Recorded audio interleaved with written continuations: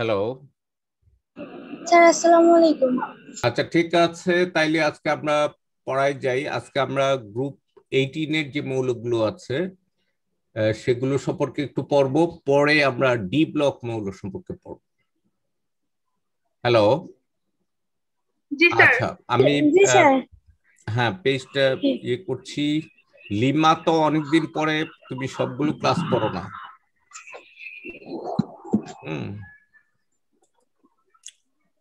Lima না মার্জিয়া?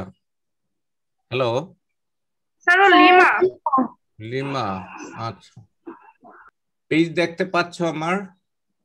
জি sir, group 18 এর মৌলসমূহের রাসায়নিক ধর্ম। হ্যাঁ, 18 মৌল কি নিষ্ক্রিয় মৌল। আচ্ছা, নিষ্ক্রিয় এটার গ্যাস। মধ্যে কিছু ব্যতিক্রম আছে, এদেরকে নোবেল গ্যাস বলে। এর মধ্যে ব্যতিক্রম হলো হিলিয়াম। হিলিয়াম ছাড়া বাকি যে গ্রুপ 18 যে মৌলগুলো আছে সবারই বাইরের শেলটা হলো অষ্টকপূর্ণ, কিন্তু একমাত্র হিলিয়ামই হলো দ্বিত্ব, মানে তার বাইরের শেলে দুটো ইলেকট্রন আছে। হিলিয়াম হলো এস ব্লক মৌল আর বাকিগুলো হলো পি ব্লক মৌল। তারপরে দেখো হিলিয়ামকে ওখানে স্থান দেওয়া হয়েছে। আমি ইয়েটাতে যাই। এই যে দেখো গ্রুপ 18 মৌল, আমি স্লাইড শো এর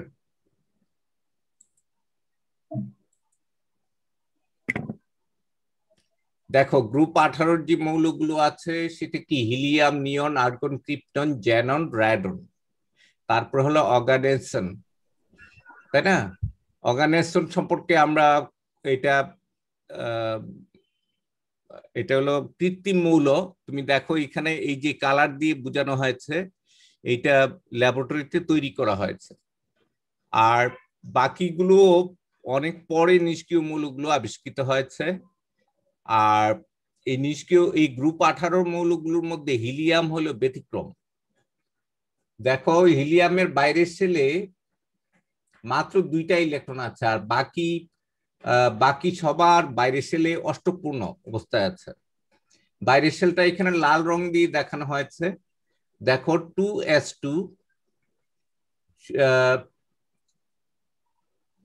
আর নিয়নের এইখানে যে নিয়নের যে ইলেকট্রন বিন্যাসটা এটা একটু ভুল আছে। এখানে 2s2 2p6 হবে এখানে, বুঝতে পেরেছ? এখানে হবে 2p6। তোমরা কি? স্যার হ্যাঁ বলো। হিলিয়াম তো 1s2 হওয়ার কথা না? হ্যাঁ, হিলিয়াম তো এই যে 1s2। হ্যাঁ, তাহলে নিয়নের এখানে আবার কি লিখলো? হিলিয়াম তারপর আবার 2s2। হ্যাঁ, এখানে 2s2 আর কি হবে 2p6 হবে। এটা হয়তো ভুলে আমি লিখি নাই। তাইলে একটা বৈশিষ্ট্য দেখো যে হিলিয়াম ছাড়া বাকি সবার বাইরের সেল হলো s2p6। সবার বাইরের সেল কি আছে? s2p6, অর্থাৎ অষ্টকপূর্ণ। বাইরের সেল কি পূর্ণ? অষ্টকপূর্ণ। এই অষ্টকপূর্ণতার জন্য এই মৌলগুলো অত্যন্ত সুস্থিত। এই অষ্টপূর্ণতা ভেঙে ওরা অন্য মৌলকে ইলেকট্রন দিতেও চায় না, অন্য মৌল থেকে ইলেকট্রন নিতেও চায় না। বুঝতে পেরেছো? যেহেতু অন্য মৌলের সাথে এরা যুক্ত হতে চায় না, এই কারণে এদের যোজনী কি ধরা হয় বলো দেখি? শূন্য। যেহেতু অন্য মৌলের সাথে এরা যুক্ত হতে চায় না, এই কারণে এদের যোজনী কি ধরা হয়? শূন্য। এই কারণে এই গ্রুপ 18 মৌলগুলোকে শূন্য গ্রুপও বলা হয়। কি বলা হয়? শূন্য গ্রুপ বা জিরো গ্রুপ মৌল। নিষ্ক্রিয় মৌল। হ্যাঁ, নিষ্ক্রিয় মানে কি? নিষ্ক্রিয় মানে এরা অন্যের সাথে কোনো বিক্রিয়া করে না। বিক্রিয়া করে না। হ্যাঁ, নিষ্ক্রিয় কেন? এরা অন্য মৌলের সাথে কোনো বিক্রিয়া করে না। আর এদের বাইরে ছেলে সবসময় কি আছে? s2p6। একমাত্র ব্যতিক্রম কোনটা? ব্যতিক্রম হলো হিলিয়াম। ব্যতিক্রম হলো হিলিয়াম। আচ্ছা, এদের যে ইয়েটা তোমার পারমাণবিক সংখ্যাটা, এটাকে আমরা বলি ম্যাজিক নাম্বার। এটাকে আমরা কি বলি? Magic number. ম্যাজিক নাম্বার কেন ম্যাজিক নাম্বার বলি এই জিনিসটা একটু দেখো। এদেরকে আমরা কেন ম্যাজিক নাম্বার বলি দেখো। এই ম্যাজিক নাম্বার গুলো কি কি, যেমন 2, 10, 18, 36, 54, 86 এবং 118। এই কোন মৌলের নিউক্লিয়াসে যদি এতটা প্রোটন থাকে তাহলে দেখা যায় যে এরা খুবই সুস্থিত হয়। বুঝতে পেরেছ? ম্যাজিক নাম্বার গুলো হলো প্রোটন সংখ্যা। ম্যাজিক নাম্বার গুলো কি? প্রোটন সংখ্যা। যদি নিউক্লিয়াসে 2টা প্রোটন থাকে, 10টা থাকে, 18টা থাকে, 36টা থাকে, 54টা থাকে, 86 অথবা 118টা থাকে, তাইলে এরা অত্যন্ত স্টেবল। আচ্ছা, এখন 2 এর সাথে 8 যোগ করলে দেখো 10 পাওয়া যায়। এটা কেন ম্যাজিক নাম্বার? দেখো ম্যাজিক, আমি 2 এর সাথে যদি 8 যোগ করি তাহলে কি পাই? 10। 10 এর সাথে আবার 8 যোগ করলে কি পাই? 18। আবার 18 সাথে যদি 18 যোগ করি তাহলে 36 পাই। মানে দুইটা করে 18 তো একটা এই ম্যাজিক নাম্বার। 18 নিজে একটা ম্যাজিক নাম্বার, মানে একটা ম্যাজিক নাম্বারের সাথে আরেকটা ম্যাজিক নাম্বার যোগ করলেও আরেকটা ম্যাজিক নাম্বার পাওয়া যায়। বুঝতে পেরেছো? যেমন 2 যদি একটা ম্যাজিক নাম্বার হয় তাহলে 2 এর সাথে 8 যোগ করলে আরেকটা ম্যাজিক নাম্বার, তারপরে ওই ম্যাজিক নাম্বারের সাথে আবার 8 যোগ করলে 18 পাওয়া যায়। তারপরে 18 যদি একটা ম্যাজিক নাম্বার হয়, 2টা ম্যাজিক নাম্বার যুক্ত করলে 36 পাওয়া যায়। তারপরে আবার 36 এর সাথে 18 যোগ করলে 54 পাওয়া যায়। 54। হ্যাঁ, 54 সাথে যদি 32 আমরা যোগ করি তাইলে আরেকটা ম্যাজিক নাম্বার পাই 86। আবার 32 যোগ করলে তাইলে দেখো 2 এর সাথে 8 দুইবার যোগ করব, 8 8। তারপরে হলো 18 18 দুইবার, এই যে 18 18 দুইবার, 32 32 দুইবার, 32 32 দুইবার। এই তো এগুলিকে আমরা ম্যাজিক নাম্বার। হ্যাঁ স্যার, এখানে 18 18 হইলো, কিন্তু এরপরে তো একই জিনিস হইলো না কোনোটার মধ্যে। না, দুইবারের বেশি রিপিট হয় না। যেমন 8 দুইবার রিপিট হয়েছে, তাই না? 10 এর সাথে 8 হইলে 18, 18 সাথে 2 এর সাথে 8 হইলে 10, 2 এর সাথে 8 হইলে 10, আবার 10 এর সাথে 8 হইলে কত?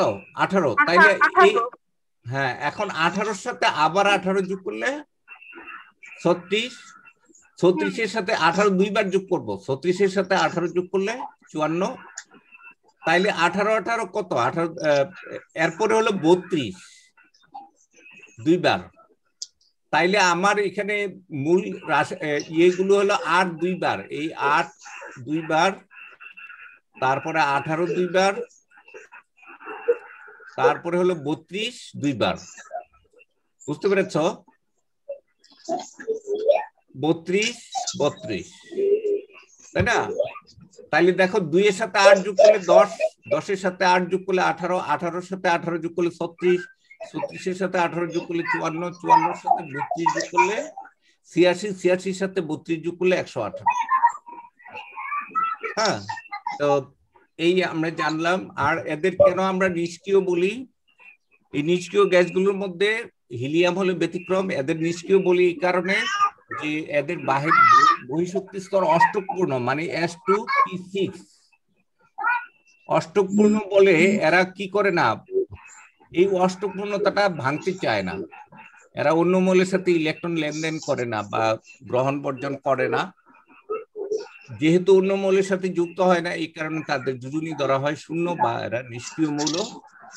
আর এদেরকে নোবেল গ্যাস বলা হয়। নোবেল গ্যাস মানে কি? হলো না, নিষ্ক্রিয় না, নোবেল গ্যাস হলো অভিজাত। অভিজাত মানে কি? যে এরা অন্য কারোর সাথে মিশতে চায় না, যুক্ত হতে চায় না, অভিজাত। আচ্ছা, আমাদের সমাজে অভিজাত লোকেরা কি করে? মিশতে চায়, অন্যদের সাথে মিশতে চায় না, তাই না? কিন্তু অন্যদের ব্যবহার করে, কিন্তু সহজে মিশতে চায় না। এই কারণে এদেরকে বলা হয় নোবেল। নোবেল শব্দের অর্থ মহৎ, এখানে হলো অভিজাত। বুঝতে পেরেছ? তাইলে অভিজাত গ্যাস এদেরকে বলি। আর এটা তাইলে তোমরা একটু পড়বে। এখন কি বুঝতে পেরেছো নিষ্ক্রিয় গ্যাসগুলো কি কি এবং এদের নিষ্ক্রিয় কেন বলা হয়? তারপরে এই নিষ্ক্রিয় গ্যাসগুলোর মধ্যে হিলিয়াম ব্যতিক্রম কেন বলো দেখি। 18 হিলিয়ামের সাথে কোনো ক্রমেই 18 বানানো যায়? 18 বানানো যায় না, যেমন 10-এর সাথে। তাইলে হিলিয়াম হলো ব্যতিক্রম, হিলিয়াম হলো এস ব্লক মৌল, কিন্তু অন্যগুলো হলো পি ব্লক মৌল। হিলিয়ামের বাইরে হলো স্যার হিলিয়ামের বৈশিষ্ট্য যে 18 গ্রুপের সাথে মিলে যায়, এর জন্য হিলিয়ামকে 18 গ্রুপে যুক্ত করছে। না, বৈশিষ্ট্য না, শুধুমাত্র একটা জিনিস মিলে যে এইটা অন্য মৌলের সাথে যুক্ত হয় না, অন্য মৌলের সাথে যুক্ত হয় না, যোজনী শূন্য, এই কারণে এনে জমা দিচ্ছে, এখানে এনে রাখছে। বুঝতে পেরেছো? আচ্ছা স্যার। এদের এইটা তো এস ব্লক মৌল, কিন্তু একমাত্র তার বাইরের সেলে যে এস অরবিটাল আছে এটা পূর্ণ অবস্থায় আছে। আচ্ছা, আমরা S2P6, S2 ও স্টেবল। S2 মানে কি? এই যে একটা অরবিটাল যদি S2 হয়, এখানে দুটো ইলেকট্রন থাকে, এই যে একটার স্পিন এরকম, এই যে দেখো এইটা ভাঙলে কি হয়ে যাবে? এটা বিনষ্ট হয়ে যাবে না? এখানে স্পিন একটার হলো +½ একটার হলো +½ আরেকটার হলো -½ তাহলে এই কারণে এরা সুস্থিত অবস্থায় আছে, অর্থাৎ এদের মধ্যে বিকর্ষণের পরিমাণ খুবই কম। একটা অরবিটাল সুস্থিত হয় তখনই যে এর মধ্যে ইলেকট্রনগুলো যদি বিপরীত স্পিনে থাকে। আচ্ছা, আমি একটা অরবিটালকে যদি একটা চেয়ারের সাথে তুলনা করি, যে একটা চেয়ারে একটা লোক বসে আছে আরেকজন দাঁড়িয়ে আছে, কোনো ঝগড়া হবে? হবে না। কিন্তু দুজনই যদি বসতে চায় তাহলে কি হবে? প্রবলেম হয়ে যাবে না? অথবা একজন যদি একা থাকে একটা অরবিটালে, তাইলে অন্য আরেকজন এসে সেই বাকি জায়গাটা দখল করতে চেষ্টা করবে, তাই না? এত হাফ ফিল্ড, তাহলে এখানে একটা জায়গা রয়ে গেল না? এই জায়গাটায় অন্য আরেকটা ইলেকট্রন এসে দখল করতে চাবে, তখন সে কি হয়ে যাবে? সক্রিয় হয়ে উঠবে। তাইলে একটা অরবিটাল যদি অর্ধপূর্ণ অবস্থায় অথবা অপূর্ণ অবস্থায় থাকে তখনই সেটা সক্রিয়। আবার S2P6 যদি হয়, দেখো S2P6 আমরা এখানে লিখলাম যে S2P6 এটা খুবই স্টেবল কেন হয় বলো দেখি? এটা সুস্থিত অবস্থা হয় কেন? এটার কারণ হলো যে এখানে একটা s অরবিটাল আর p অরবিটালে কয়টা আছে? p অরবিটাল হলো 3টা, তাই না? তাইলে s এ যদি 2টা ইলেকট্রন থাকে এরকম বিপরীত স্পিনে, এবং p তে যদি একটা একটা করে যায়, এরকম একটা একটা করে যাওয়ার পরে আবার বিপরীত স্পিনে একটা একটা করে যায়, তাহলে কি হবে? তার অরবিটাল গুলো ইলেকট্রন দ্বারা পূর্ণ না? এই অরবিটাল গুলো ইলেকট্রন দ্বারা সম্পূর্ণ রূপে পূর্ণ অবস্থায় আছে, এবং প্রত্যেকটা অরবিটালে ইলেকট্রন কি অবস্থায় আছে? বিপরীত স্পিনে আছে। এই কারণে এটা একটা সুস্থিত কাঠামো, এটা কি একটা সুস্থিত স্টেবল অবস্থা। বুঝতে পেরেছো? এই অবস্থার জন্য এরা এটা কখনো ভাঙতে চায় না। এখানে আচ্ছা, একটা ঘরে যদি মনে করো 5টা চেয়ার আছে, 5টা চেয়ারের যদি ওগুলো লোক বসে থাকে তাইলে কি হবে? এখানে কেউ ঢুকতে পারবে না। কিন্তু একটা চেয়ার যদি ফাঁকা থাকে তাইলে কি হবে? অন্য আরেকজন এখানে ঢুকতে পারবে। তাইলে একই অবস্থায় এই মৌলগুলোর, এই নিষ্ক্রিয় মৌল ছাড়া যে বাকি মৌলগুলো আছে তাদের বহিঃশক্তি স্তর কি অবস্থায় আছে বলো দেখি? বহিঃশক্তি স্তরে অরবিটাল গুলো পূর্ণ অবস্থায় নাই। কি অবস্থায় নাই? অষ্টপূর্ণ তো থাকে না, অসম্পূর্ণ থাকে। অষ্টপূর্ণ না, হয়তো ধরো S2P5 আছে, তাহলে সে চাবে 6 হতে, তাই না, বা শুধু S1 আছে, নাইলে শুধু S2 আছে কিন্তু P ফাঁকা আছে, তাই না? এইরকম অবস্থা হলে কি হবে, সে সক্রিয় হয়ে উঠবে। তাহলে এই কারণে অন্য মৌলগুলোর, এই নিষ্ক্রিয় মৌল ছাড়া বাকিগুলোর যোজনই আছে। বুঝতে পেরেছ? এদের যোজ্যতা ইলেকট্রন আছে ঠিকই, কিন্তু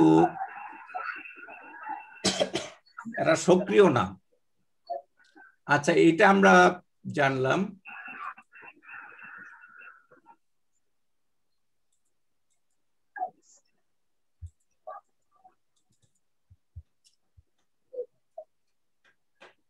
আচ্ছা, এখানে দেখো নিষ্ক্রিয় মৌলগুলোর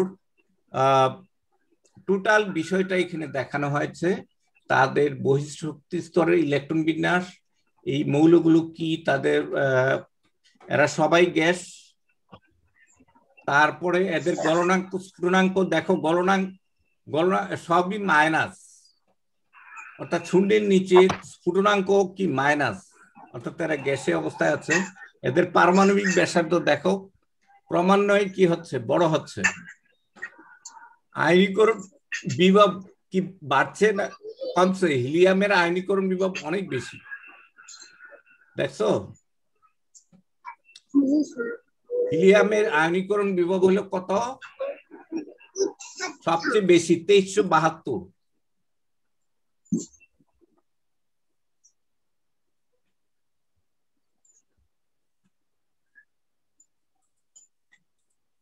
হিলিয়ামের আয়নীকরণ বিভব দেখো এখানে 2372, অর্থাৎ তার আয়নীকরণ বিভব অনেক বেশি। তারপরে নিয়নের একটু কম, তারপরে হ্যাঁ আর্গনের তার চেয়েও কম, মানে আস্তে আস্তে কমে যাচ্ছে। এটার কারণটা কি? হিলিয়াম পরমাণুর আকারটা হলো ছোট, তো ছোট হলে নিউক্লিয়াসটা থেকে ইলেকট্রন গুলো কি খুব কাছে আসে না? তাহলে এই কারণে নিউক্লিয়াসের আকর্ষণ বহিঃশক্তি স্তরের ইলেকট্রনের প্রতি অনেক বেশি। এ কারণে ইলেকট্রন বের করে নেওয়া অনেক কষ্টকর। বুঝতে পেরেছ? এ কারণে হিলিয়ামের প্রথম আয়নীকরণ শক্তি অনেক বেশি। তারপরে আকারটা কি, নিয়নের আকার আরো বড়। তারপরে আর্গনের আকার, এখানে 3টা বৃত্ত, এখানে কয়টা বৃত্ত? 3টা, এখানে 4টা, এখানে 5টা, এরকম। নিউক্লিয়াস থেকে ইলেকট্রনের দূরত্ব বেড়ে যায়, নিউক্লিয়াস থেকে ইলেকট্রনের দূরত্ব বেড়ে যায় এবং আয়নিক শক্তি কমে যায়। হ্যাঁ, কমে যায়। তাহলে সোজা কথা, পরমাণুর আকার বৃদ্ধি পায় বলেই কি হয়, আয়নীকরণ বিভব হ্রাস পায়। তারপরে দেখো তড়িৎ ঋণাত্মকতা। তড়িৎ ঋণাত্মকতা দেখো, হিলিয়ামের তড়িৎ ঋণাত্মকতা মানে কি, যে পাউলিন স্কেলে এটা হলো 4.5। এরা যেহেতু বন্ধনই তৈরি করে না, এরা কি করে না, বন্ধন তৈরি করে না, তো তারপরে বন্ধন যদিও বা তৈরি করে, তখন তার নিজের দিকে টানার ক্ষমতা অনেক বেশি। হিলিয়াম যদি কোনো ক্রমে অন্য মৌলের সাথে আমি যুক্ত করি, তো সে তো ইলেকট্রন দিতে চাবে না। বুঝতে পেরেছ? ইলেকট্রন সে কি করবে, তার নিজের দিকে টেনে নিয়ে আসবে। তো নিজের দিকে টানার ক্ষমতা অনেক বেশি, 4.5, যেখানে ফ্লুরিনের হলো 4। আচ্ছা, তড়িৎ ঋণাত্মকতা মানে কি, এই যে বন্ধন জোড়া ইলেকট্রনটা, যেমন দেখো আমি কোন কন্ডিশন দিয়ে আমি যদি হিলিয়ামের সাথে অন্য আরেকটা মৌলের আমি যৌগ তৈরি করি, হ্যাঁ, তাইলে দেখা যাবে যে হিলিয়ামের তড়িৎ ঋণাত্মকতা অনেক বেশি হবে, কারণ সে তো ইলেকট্রন দিতেই চায় না। বুঝতে পেরেছ? ইলেকট্রন খালি নিজের দিকে টানে, এই কারণে এদের তড়িৎ ঋণাত্মকতা অনেক বেশি। সবচেয়ে বেশি হলো হিলিয়ামের, তারপরে হলো নিয়নের। নিয়ন আর ফ্লুরিনের তড়িৎ ঋণাত্মকতা প্রায় সেম। তারপরে ঘনত্বের ব্যাপারটা একটু দেখো।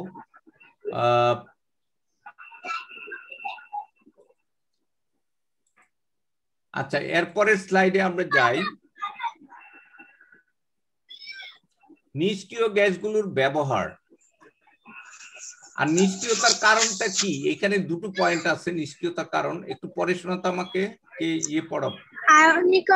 আয়নীকরণ বিভব উচ্চ বলে ক্যাটায়ন এবং ইলেকট্রন আসক্তি শূন্য বলে আনায়ন তৈরি করতে না পারা। বহিঃস্তর ইলেকট্রন দ্বারা দ্বিত বা অষ্টকপূর্ণ থাকায় এরা সমযোজী যৌগ তৈরি করতে অক্ষম হওয়া। হ্যাঁ, মানে এরা নিষ্ক্রিয়তার কারণটা কি?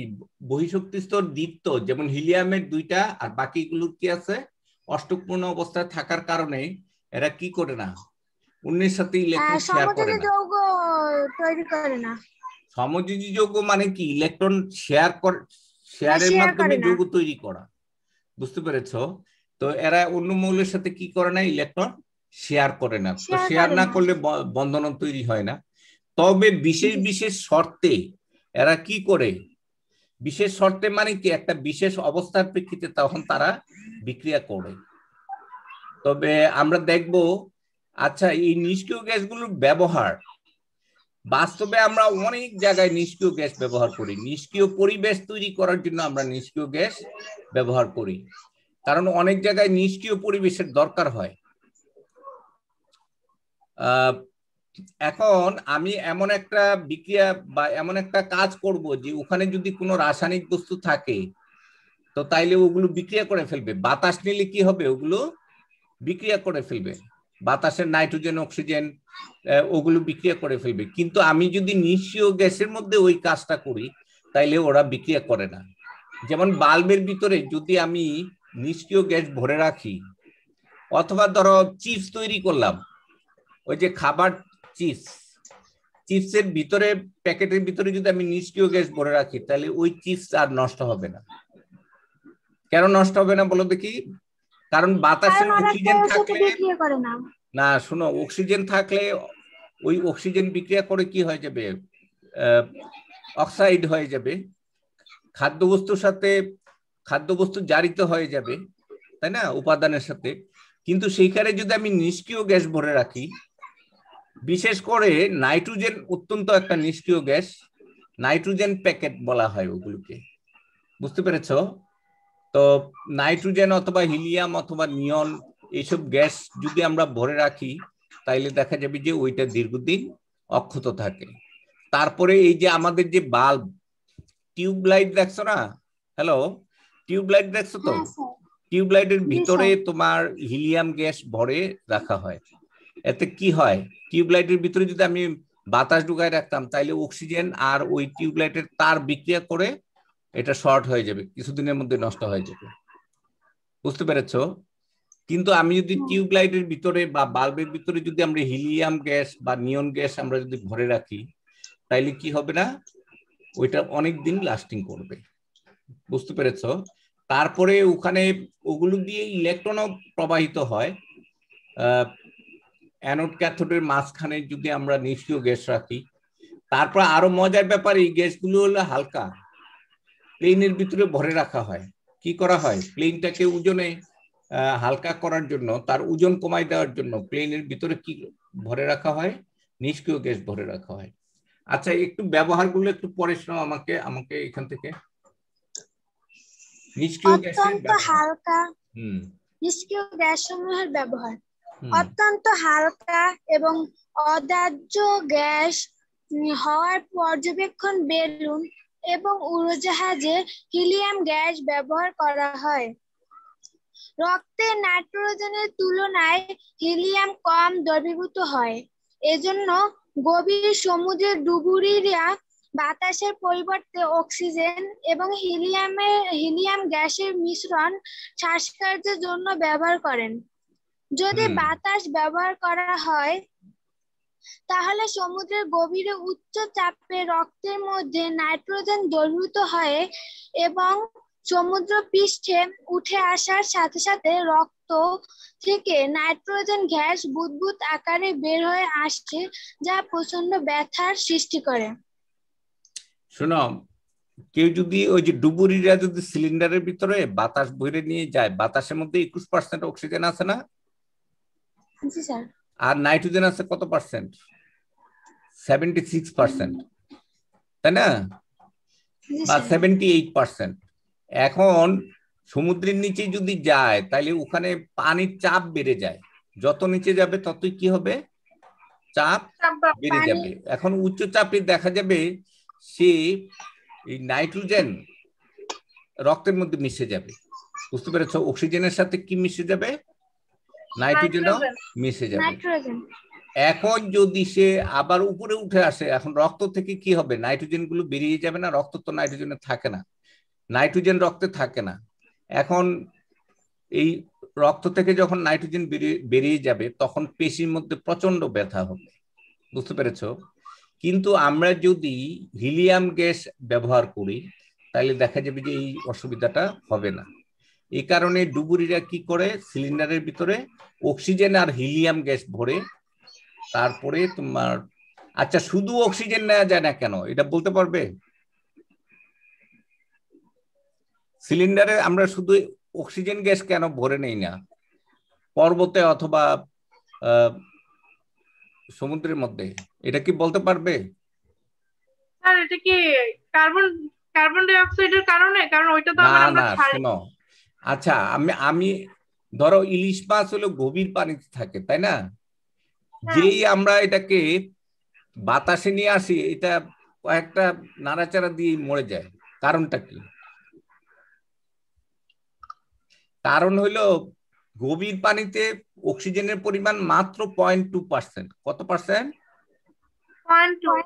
আর বাতাসে অক্সিজেনের পরিমাণ কত? 21%। তাহলে বেশি অক্সিজেনে কি হবে, তার সে সহ্য করতে পারে না। আচ্ছা মানুষ শ্বাস সহ্য করা যায় না? হ্যাঁ স্যার বেশি অক্সিজেনও সহ্য করা যায় না। হ্যাঁ,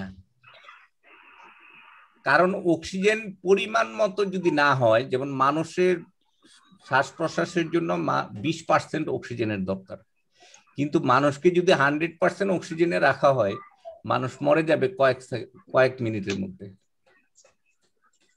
বুঝতে পেরেছো?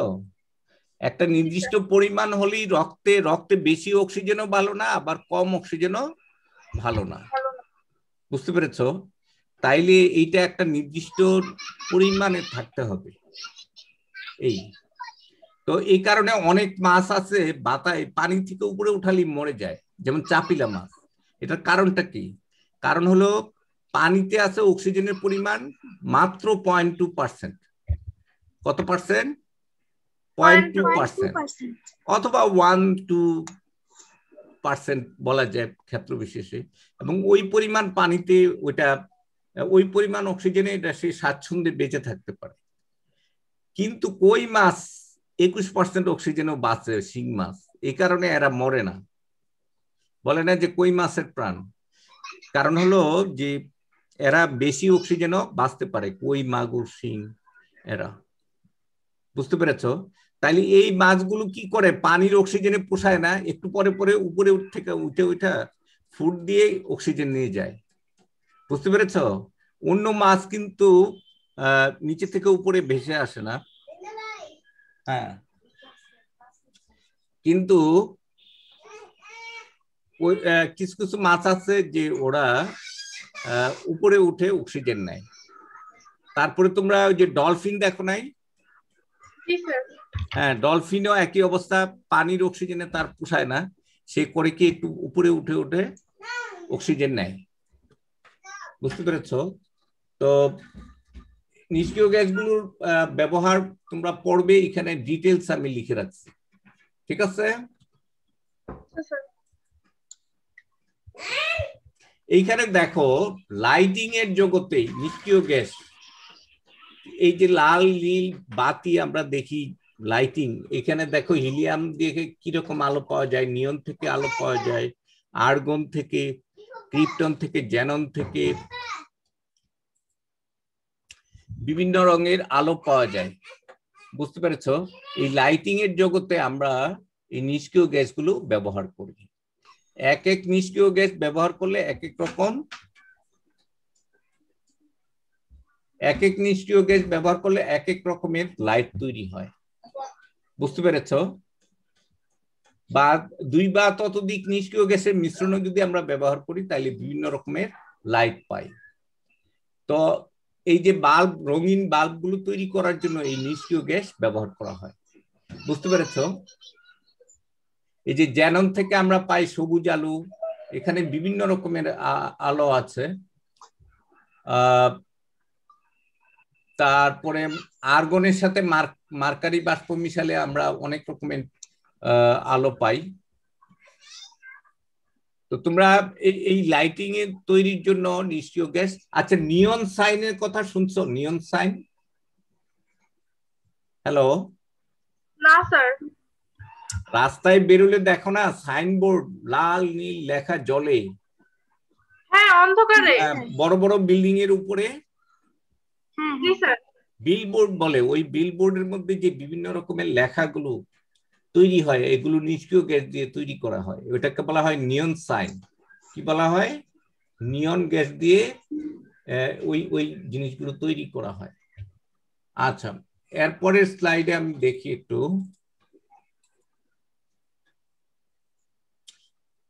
দেখো, কন্ডিশনের বিভিন্ন কন্ডিশনের উপর ভিত্তি করে নিষ্ক্রিয় গ্যাসগুলো বিশেষ যৌগ তৈরি করে, বিশেষ করে জ্যানন। যেমন দেখো, জ্যানন ডাইফ্লোরাইড, জ্যানন ফ্লোরাইড, তারপরে জ্যানন ট্রাইফ্লোরাইড, এগুলো। এইটা হলো একটা আয়ন। তো এই যে টেট্রাফ্লোরাইড, তারপরে এটা অক্সিফ্লোরাইড, পেন্টাফ্লোরাইড, এরকম যৌগ তৈরি হয়। এখানে এই এদের গঠনটা দেয়া আছে। আচ্ছা, জ্যাননের বাইরের শেলে কয়টা ইলেকট্রন আছে? 6টা না? হ্যাঁ। এখন জ্যানন এগুলো কিভাবে তৈরি করে? জ্যাননের বাইরের শেলে আবার ডি অরবিটাল আছে না? তো 8টা ইলেকট্রন। হ্যাঁ, 8টা থাকার জন্য কিন্তু তার বাইরের শেলে ডি অরবিটাল আছে। ডি অরবিটাল আছে না? জ্যানন কত নম্বর মৌল? 54 নম্বর মৌল। হ্যাঁ, 54 নম্বর মৌল। তার বাইরের শেলে কি আছে? 5d অরবিটাল আছে। 5d। ডি অরবিটাল কয়টা? 5টা না? আচ্ছা, তার পি তে আছে হলো 6টা। তো আর তার বাইরে ছিল 8টা ইলেকট্রন আছে। এখন এই 5টা অরবিটালে, 5টা ডি অরবিটালে 5টা ইলেকট্রন যেতে পারে না। এই যে দেখো, এখানে দেখো, তার এখানে একটা ইলেকট্রন দিতে গেছে পি থেকে, এখানে দুটো ইলেকট্রন, 2টা পি থেকে 2টা ইলেকট্রন 2টা দিতে গেছে। আমি আবার এই জিনিসটা একটু দেখো। এই যে জ্যানন পি অরবিটালে কি ছিল? s2p6। তাইলে এই যে পি এক্স থেকে একটা ইলেকট্রন কোথায় চলে গেছে? পি এক্স থেকে একটা ইলেকট্রন, এই যে পি এক্স এর একটা ইলেকট্রন কোথায় চলে গেছে? 5d তে চলে গেছে। আবার পি ওয়াই থেকে আরেকটা ইলেকট্রন, এগুলো সব এক্স লিখে রাখছে তুমি, এখানে এক্স ওয়াই জেড হবে। হ্যালো? এগুলো পরে আর বদলাই নাই, একটা এক্স, একটা ওয়াই, একটা জেড হবে। তো যাই হোক, 3টা পি থেকে 3টা ইলেকট্রন 3টা ডিতে যেতে পারে না। এই যে 3টা ডিতে গেছে, ঠিক আছে? তাহলে তার যোজনী দাঁড়ায় কত বলো দেখি? 1 2 3 4 5 6। 6 যদি হয় না? আর এখানে কয় যদি হয়? 1 2 3 4 যদি হয়। এখানে কয় যদি হয়? 2 যদি হয়। 2 জিপি। এইখানে কয় যদি হয়? এস থেকেও যদি একটা ইলেকট্রন 5 দিতে যায়, তাহলে তার মোট বিজোড় ইলেকট্রন দাঁড়াবে কয়টা? 1 2, এখানে হলো 4 5 9টা নাকি? কয়টা এখানে? 1 2 3 4 5 6 7 8টা। তার বাইরে ছিল 8টা ইলেকট্রন আছে না? 8টাই বিজোড় অবস্থায় যদি চলে আসে, তাইলে তার 8 যোজি পর্যন্ত হতে পারে। তাইলে এই জ্যাননের যোজনী কি কি হতে পারে? 2, আর কি হতে পারে? 4, আর হতে পারে 6, আর হতে পারে 8। কেন এই অবস্থাটা হলো? জ্যাননের এতগুলো যোজনী হলো কিভাবে? সেটা হলো এর ডি অরবিটালের উপস্থিতি। ঠিক একইভাবে আর্গন সোজা কথা, যেসব নিষ্ক্রিয় মৌলের বহিঃশক্তি স্তরে ডি অরবিটাল ফাঁকা আছে তাদের একাধিক যোজনী হতে পারে, তবে স্বাভাবিক অবস্থায় হবে না, উত্তেজিত অবস্থায় হবে। এদের যদি আমরা গরম করি বা তাপ দেই তাহলে তখন এই জিনিসটা হবে। তাহলে দেখো এখানে জেনন একটা কন্ডিশনের ভিত্তিতে সে অনেকগুলো যৌগ এখানে তৈরি করতে পারে, এবং এগুলো কি যৌগ বলো দেখি? এরা হলো সমযোজী যৌগ। এখানে 2টো ইলেকট্রন শেয়ার করতে পারে, অথবা 4টা ইলেকট্রন শেয়ার করতে পারে, অথবা 6টা ইলেকট্রন শেয়ার করতে পারে, বা 8টা ইলেকট্রন শেয়ার করতে পারে। ক্লিয়ার? আচ্ছা, এইখানে জেননের যোজনী কত এখানে কে বলতে পারবে?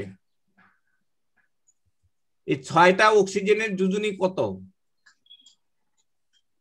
-12 না? 6টা অক্সিজেনের যোজনী হলো -12 বা জারণ মান। তাইলে এইটার কত হতে হবে? -4 হইতে হইলে তাহলে 8 4 12 না, এখানে তার যোজনী হলো 8। 8 - 12 ইকুয়াল টু কত? -4 না? এই জিনিসটার যোজনী হলো, এই আয়নের চার্জ হলো -4। তাহলে এখানে জেননের প্রত্যেকটা যোজনী হলো 8, এখানে প্রত্যেকটা জেননের যোজনী হলো 6, এখানে প্রত্যেকটা জেননের যোজনী হলো 4, এখানে হলো প্রত্যেকটা জেননের যোজনী হলো 2। বুঝতে পেরেছো? আচ্ছা, তারপরে যেমন দেখো এগুলো পরীক্ষায় আসে। জেনন হেক্সাফ্লোরাইডে, আচ্ছা জেনন হেক্সাফ্লোরাইডে কয়টা বিজোড় ইলেকট্রন আছে? এখানে দেখো জেনন হেক্সাফ্লোরাইড, জেনন হেক্সাফ্লোরাইড, আমি এখানে লিখলাম HCF6। আচ্ছা, একটা ফ্লুরিনের জারণ মান কত বলো দেখি? -1 না? হ্যালো, জি স্যার। তাহলে এখানে কি হবে? -6। তাহলে এটা 0 হইতে হইলে কত হইতে হইব? এখানে +6, এখানে +6। এই যে দেখো জেনন হেক্সাফ্লোরাইড, এই যে এটা হলো অষ্টতলকীয়। এটা কি? আচ্ছা, জেনন টেট্রাফ্লোরাইড যদি হয়, এখানে জেননের যোজনী 4, কিন্তু তার বাইরে শেলে তো 8টা ইলেকট্রন আছে, আরো 2 জোড়া থেকে যাবে না? এখানে কি, এখানে 2 জোড়া ইলেকট্রন থেকে যাবে, এটাতে না। এখানে কয় জোড়া ইলেকট্রন থেকে যাবে? 2 জোড়া। আচ্ছা, আবার যদি জেনন এইটা লিখি, এখানে তো 6 যোজনী, এখানে হলো 6। তো তোমরা এগুলো একটু পড়ো। এখানে দেখো জেনন অক্সাইড, এখানে কয়টা মুক্ত জোড়া আছে? এখানে কয়টা মুক্ত জোড়া আছে? এগুলো আমরা পরে গিয়ে পড়বো, অবজেক্টিভ হয় এগুলো। আচ্ছা,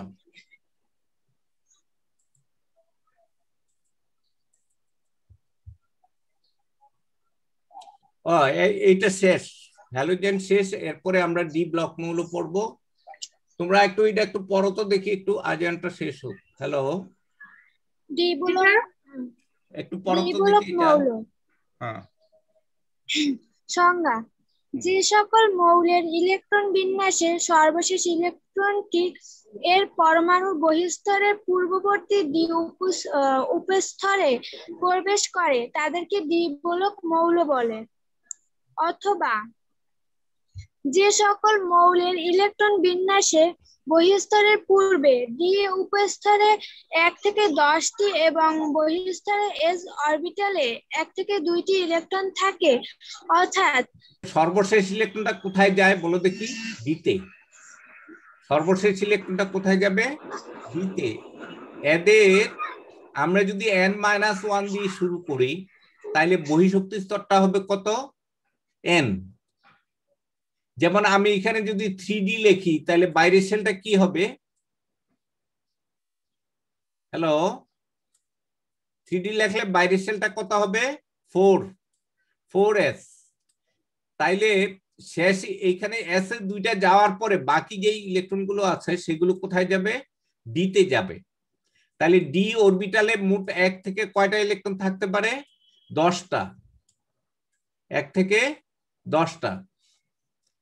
তাইলে ডি অরবিটালের যে কমন ইলেকট্রন বিন্যাস সেটা হলো n-1 ডি 1 থেকে 10, n এস এর মধ্যেও আবার 1 থেকে 2 হতে পারে। কিন্তু এস এ যদি ডি এর মধ্যে যদি 4টা অথবা 9টা থাকে তখন এস থেকে একটা ইলেকট্রন ডি তে চলে আসে, বুঝতে পেরেছো?